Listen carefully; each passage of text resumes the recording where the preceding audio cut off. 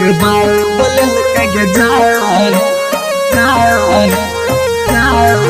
हम जाइ छियै शमशान हम जाइ छियै शमशान डी रिकॉर्ड्स रिकॉर्डिंग स्टूडियो लड़कनहा बाजार भगवान बोलल के जान हम जाइ छियै शमशान भगवान बोलल के जान हम जाइ छियै शमशान भगवान बोलल के जान हम जाइ छियै शमशान हम जाइ छियै दुनिया छोड़ के हम जाइ छियै दुनिया छोड़ के तब करी है खूब बदनाम भगवान बोलल के जान हम जाइ छियै शमशान भगवान बोलल के जान हम जाइ छियै शमशान हम जाइ छियै शमशान डीजे दयानंद दिलदार सरस्वती स्थान कठरा डी टोल हम जाइ छियै शमशान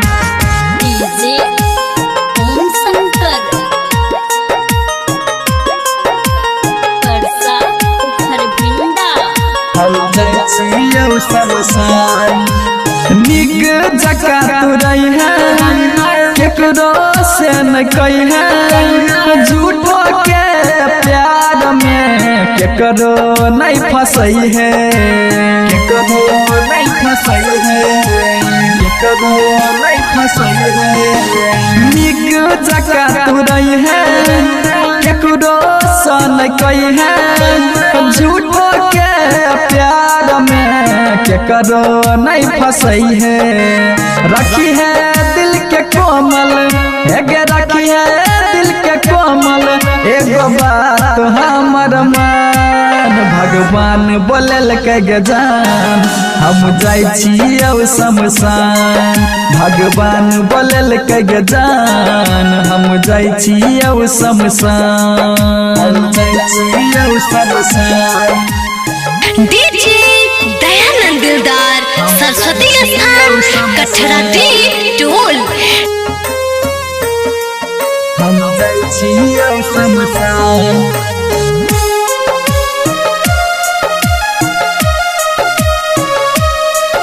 हम जाइ छियै शमशान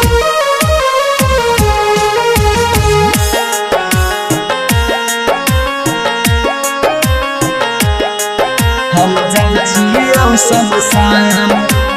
जाइ छियै शमशान हेगे हमरा सते लयते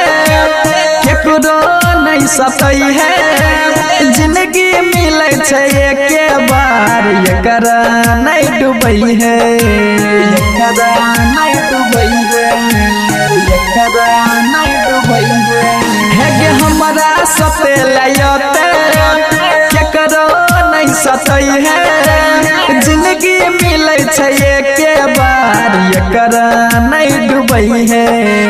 कहै छौ कृष्णा हेगे कहै छौ कृष्णा